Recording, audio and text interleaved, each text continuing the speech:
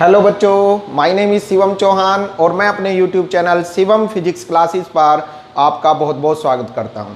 बच्चों, आज हम शुरू कराने जा रहे हैं लेसन नंबर 3 वैद्युत विभव इलेक्ट्रिक पोटेंशियल। इससे पिछले लेक्चर में हमने लेसन नंबर 2 के न्यूमेरिकल समाप्त किए थे गॉस थ्योरम के। ठीक है, आज हम इलेक्ट्रिक पोटेंशियल वैद्युत विभव पढ़ाने जा रहे हैं। ठीक है, सबसे पहले इसका इंट्रोडक्शन समझिए, वैद्युत विभव क्या होता है। देखिए, वैद्युत विभव किसी भी कोई भी दो चालक हो उनके बीच आवेश के प्रवाह की दिशा को बताने वाली राशि वैद्युत विभव कहलाती है। ठीक है, क्या बताती है बच्चों? ये दो चालकों के बीच, जैसे ये दो चालक हैं, चालक ए, ये चालक बी, तो इनके बीच जब हम इन्हें एक तार से जोड़ देते हैं, इन्हें हमने एक तार से जोड़ दिया या इन्हें रगड़ दें, तो इनके बीच आवेश का प्रवाह होगा। ठीक है, अब ये जो आवेश का प्रवाह होता है, इस आवेश के प्रवाह की दिशा को बताने के लिए यूज होता है वैद्युत विभव। क्लियर? दो चालकों के बीच आवेश के प्रवाह की दिशा बताने के लिए प्रयुक्त होता है वैद्युत विभव। कोई दिक्कत इसमें? समझ में आई बात? अब आवेश के प्रवाह की दिशा कैसे पता चलती है इसमें? देखिए बच्चों, अगर धनावेश की बात करें, कोई प्लस क्यू चार्ज है, प्लस क्यू चार्ज, तो ध्यान रखिएगा, धनावेश हमेशा दो चालकों के बीच जब प्रवाहित होगा तो वो ऊंचे विभव से निम्न विभव की ओर प्रवाहित होगा। ऊंचे विभव से निम्न विभव की ओर का मीन्स ये है, सपोज कीजिए इसका विभव 20 वोल्ट है, इसका विभव 10 वोल्ट है। अब इनके बीच धनावेश के प्रवाह की बात करें तो इनके बीच जो धनावेश का प्रवाह होता है वो ऊंचे विभव से कम विभव की ओर होता है। ठीक है बच्चों, ये उसी टाइप से है जैसे 11th में मैंने आपको पढ़ाया था कि ऊष्मा का जो प्रवाह होता है वो डिपेंड करता है ताप पर। जैसे दो चालक हैं, उनके बीच ऊष्मा का प्रवाह करना है तो ये डिपेंड करेगा उनके ताप पर। कैसे? हमेशा ऊष्मा का प्रवाह ऊंचे ताप से निम्न ताप की ओर होता है। सपोज कीजिए ये एक वस्तु है ए, ये दूसरी वस्तु है बी। अब वस्तु ए का ताप बी के ताप से अधिक है, तब क्या होगा इस कंडीशन में? ऊंचे ताप से ए का ताप बी के ताप से अधिक है, मींस इसका ताप इससे ज्यादा है, तो अगर इन्हें संपर्क में लाएंगे तो ऊष्मा इससे इसकी ओर, ऊंचे ताप से कम ताप की ओर प्रवाहित हो गई। ठीक है, तो ये तो बात हो गई ऊष्मा की। इसी प्रकार द्रव का जब प्रवाह होता है नलिका के बीच, तो किसी नलिका में जो द्रव का प्रवाह होता है वो होता है उच्च दाब से निम्न दाब के सिरे की ओर। सपोज कीजिए एक नलिका है, इसका ये सिरा जो है इसका प्रेशर अधिक है, इसका प्रेशर कम है, तो इनके बीच जब द्रव का प्रवाह होगा तो वो ऊंचे दाब से निम्न दाब की ओर होगा। ठीक है, ये द्रव के प्रवाह की बात हो गई। आवेश का जो प्रवाह होता है वो डिपेंड करता है, आवेश का प्रवाह डिपेंड करता है विभव पर। ठीक है, ऊंचे विभव वाले चालक से कम विभव वाले चालक की ओर प्रवाहित होता है कौन? धनावेश। अगर ऋणावेश की बात करें, अगर ये होता ऋणावेश, तो फिर इनके बीच जो आवेश का प्रवाह होता वो कम विभव से ऊंचे विभव की ओर होता, निम्न विभव से उच्च विभव की ओर। तो ये वैद्युत विभव को हमने डिफाइन किया। ठीक है, वैद्युत विभव क्या है? जो आवेश के प्रवाह की दिशा को बताता है। ठीक है बच्चों, तो ये वैद्युत विभव हुआ। अब देखिए, वैद्युत विभव को सूत्र से डिफाइन करने के लिए, गणितीय सूत्र से इसकी परिभाषा बनाने के लिए सबसे पहले आपको समझना होगा वैद्युत विभवांतर क्या है। देखिए, नाम से ही पता चल रहा है, वैद्युत विभवांतर मतलब वैद्युत विभव का अंतर। वैद्युत विभवांतर मतलब वैद्युत विभव का अंतर। वैद्युत विभवांतर क्या होता है? पहला टॉपिक हमारा इस चैप्टर का वैद्युत विभवांतर। वैद्युत विभवांतर मैंने अभी बताया, वैद्युत विभव आवेश के प्रवाह को बताता है। तो ये जो दोनों ही डेफिनेशन, वैद्युत विभव, वैद्युत विभवांतर, दोनों में ही आवेश का प्रवाह होगा। अब देखिए कहां से होगा ये वैद्युत विभवांतर। ये कहता है, जैसे सपोज कीजिए ये वैद्युत क्षेत्र है बेटा, एक समान वैद्युत क्षेत्र है। ये वैद्युत क्षेत्र रिप्रेजेंट करते हैं ई वेक्टर से। अब सपोज कीजिए इसमें बेटा ये दो बिंदु हैं, एक बिंदु ए, दूसरा बिंदु बी। ठीक है बच्चों, यहां पर कोई धन परीक्षण आवेश है क्यू नोट। ये एक धन परीक्षण आवेश है, धन means plus Q note. Okay, यहां पर एक धन परीक्षण आवेश है। तो वैद्युत विभवांतर कहता है कि किसी धन परीक्षण आवेश को वैद्युत क्षेत्र में एक बिंदु से दूसरे बिंदु तक, एक बिंदु से दूसरे बिंदु तक ले जाने में किए गए कार्य, और उस धन परीक्षण आवेश Q नोट का अनुपात उन बिंदुओं के बीच, ये जो बिंदु हैं इन बिंदुओं के बीच वैद्युत विभवांतर कहलाता है। ठीक है, तो ये हो जाएगा VA minus VB is equal to W upon Q note. ठीक है, VA A का विभव, VA विभव को V से लिखते हैं। ठीक है, B का विभव VB, तो अब हम इसको B से A पर ले गए हैं, तो वैद्युत विभवांतर होता है किसी धन परीक्षण आवेश को वैद्युत क्षेत्र में एक बिंदु से दूसरे बिंदु तक ले जाने में किए गए कार्य और उस धन परीक्षण आवेश का भाग हो रहा है, भाग मीन्स अनुपात का अनुपात उन बिंदुओं के बीच वैद्युत विभवांतर कहलाता है। ठीक है, और ये तो आपने इसको डिफाइन करा। अब इसकी यूनिट बैठेगी, W की यूनिट होती है जूल, Q नॉट कूलाम, तो बच्चों इसकी यूनिट होती है जूल पर कूलाम। तो बेटा कोई दिक्कत सबके समझ में आ गया, याद हो गई परिभाषा? अपने आप बनाइए, आप ऐसे ही सूत्र से परिभाषा बनानी सीखेंगे। और इसका मात्रक होता है जूल पर कूलाम, या वोल्ट भी बोल देते हैं इसको, विभव है ना वोल्ट, तो जूल पर कूलाम या वोल्ट। ठीक है, ये इसकी यूनिट हो गई। और बच्चों ये राशि होती है अदिश, वैद्युत विभव अदिश राशि है, इसके लिए कोई दिशा की आवश्यकता नहीं होती। ये पॉइंट ऐसे ना हो कि ऐसे रख लो ऐसे रख लो, डायरेक्शन से वैद्युत विभव पर कोई इफेक्ट नहीं पड़ता।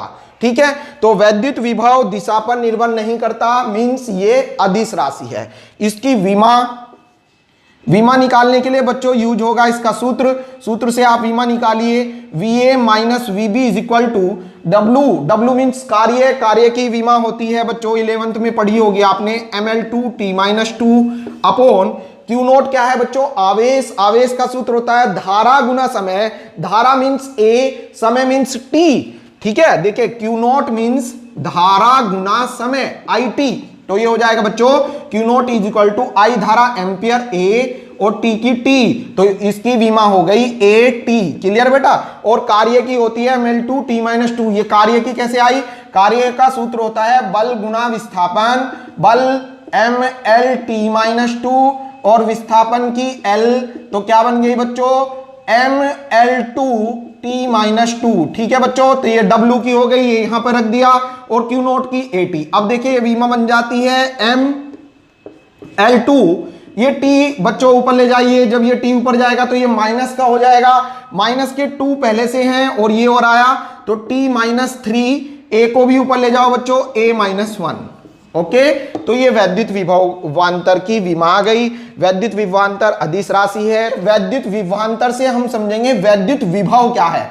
विभव तो अंतर हटा दीजिए बस, इसमें से ये लीजिए जी, ये वैद्युत विभव। अब वैद्युत विभव क्या होता है ये देखिए बेटा। वैद्युत विभव को समझने के लिए आप निर्वात में बिंदु O मानिए, सपोज कीजिए यहां पर एक बिंदु आवेश +Q है। ठीक है, अब इससे कुछ दूरी पर इनफाइनाइट पर ठीक है कोई परीक्षण आवेश है Q नोट, कोई परीक्षण आवेश Q नोट है।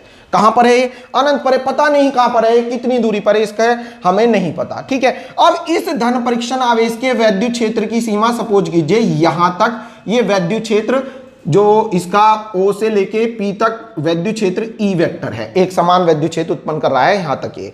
अब देखिए क्या होगा बच्चों, जब हम इस धन परीक्षण आवेश को अनंत से लाएंगे, कहां से? अनंत से, और इस के वैद्युत क्षेत्र में किसी भी बिंदु तक लाएं, क्योंकि एक समान वैद्युत क्षेत्र है यहां पर, चाहे P तक लाएं चाहे Q तक लाएं, कोई भी पॉइंट मान लीजिए यहां पर।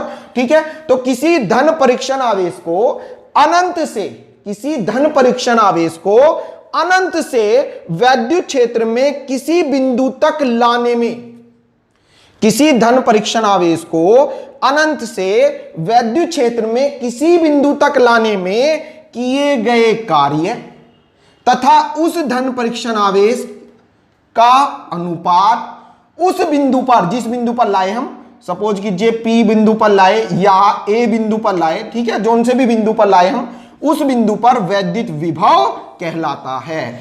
समझ में आया? अगेन रिवाइज, चित्र भी दोबारा समझिए। देखिए सपोज कीजिए निर्वात में बिंदु O है, यहां पर +Q आवेश है, ये इसका जो वैद्युत क्षेत्र होगा आपको पता ही है, मैंने पढ़ा है चैप्टर 1 में कि धनावेश क्या करेगा, धनावेश से जो विद्युत बल रेखाएं चलेंगी वो धनावेश से बाहर की ओर निकलेंगी, ऐसे इस टाइप से लंबवत बाहर की ओर चारों दिशाओं में निकलेंगी। ठीक है बेटे, अब क्या होगा, सपोज कीजिए ये वैद्युत क्षेत्र ई वेक्टर है, यहां पर कोई धन परीक्षण आवेश है Q नॉट, कहां पर है ये, इनफाइनाइट पर है। तो इस धन परीक्षण आवेश को, ठीक है, इस धन परीक्षण आवेश को अनंत से वैद्युत क्षेत्र के भीतर, किसी धन परीक्षण आवेश को अनंत से वैद्युत क्षेत्र के भीतर किसी बिंदु तक लाने में, सपोज कीजिए यहां तक लाए बिंदु ए तक, तो किसी धन परीक्षण आवेश को अनंत से वैद्युत क्षेत्र के भीतर किसी बिंदु तक लाने में किए गए कार्य और उस धन परीक्षण आवेश Q नॉट का अनुपात उस बिंदु पर, जिस बिंदु पर लाए उस बिंदु पर वैद्युत विभव कहलाता है। समझ में आया?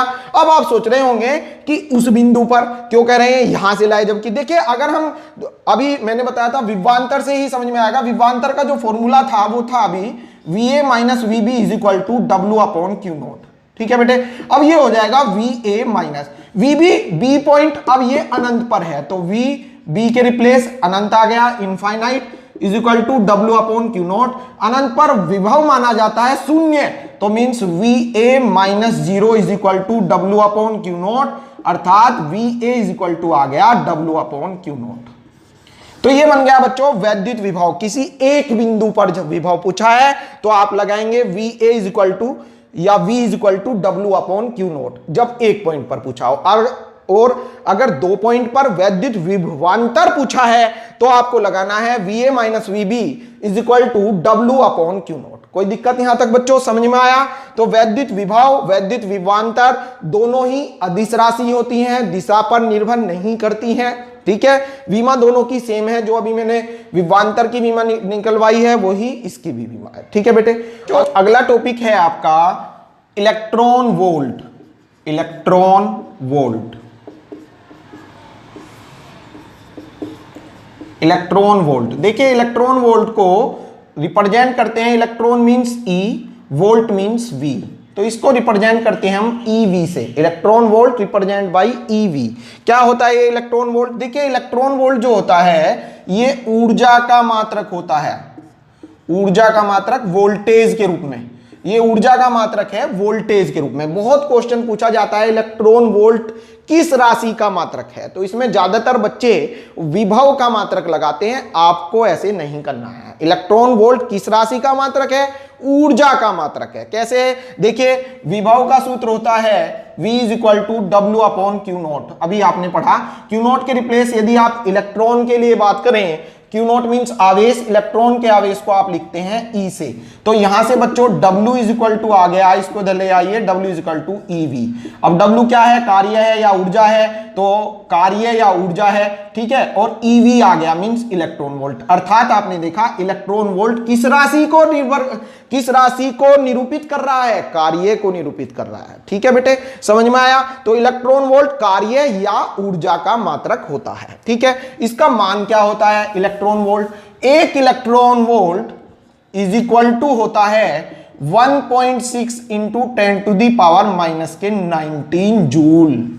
एक electron volt is equal to 1.6 into 10 to the power minus के 19 जूल। बहुत इंपॉर्टेंट है, इसकी वैल्यू सभी बच्चों के याद होनी चाहिए। क्यों होता है sir?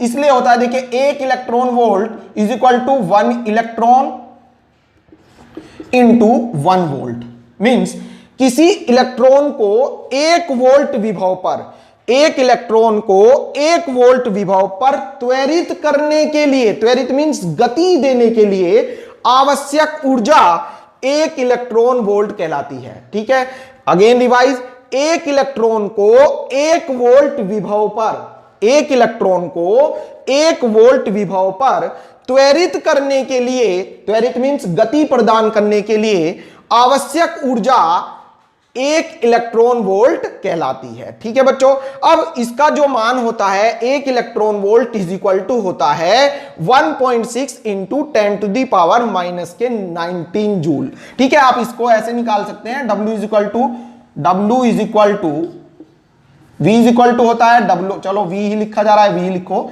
V is equal to W upon Q naught, तो W is equal to V into Q naught. ठीक है बच्चों, तो W इज इक्वल टू होता है V इंटू क्यू नॉट। अब यहां से W निकालना है हमें, तो W is equal to V के रिप्लेस 1 वोल्ट रख दो। क्यू नॉट मींस इलेक्ट्रॉन का आवेश, इलेक्ट्रॉन का आवेश होता है 1.6 into 10 to the power minus 19, तो W इज इक्वल टू आ गया 1.6 गुना 10 की घात माइनस के 19 जूल। तो ये 1 इलेक्ट्रॉन वोल्ट की वैल्यू आ गई। ठीक है, तो 1 इलेक्ट्रॉन वोल्ट वह ऊर्जा है जो किसी इलेक्ट्रॉन को 1 वोल्ट विभव पर त्वरित करने के लिए आवश्यक होती है। और इसका मान कितना होता है? 1 electron volt is equal to होता है 1.6 into 10 to the power minus के 19 जूल। ठीक है बेटे, तो ये समझ में आया आपके। अब अगला लेक्चर जो है वो है बिंदु आवेश के कारण वैद्युत विभव। ठीक है, लेकिन वो थोड़ा बड़ा लेक्चर है, अगर मैं उसको भी यहीं पर इसी वीडियो में शूट करूंगा तो ये लेक्चर बहुत बड़ा हो जाएगा। ठीक है, तो उसको हम अगले वीडियो में लाएंगे। आज के लिए इतना ही बहुत है। Thank you so much.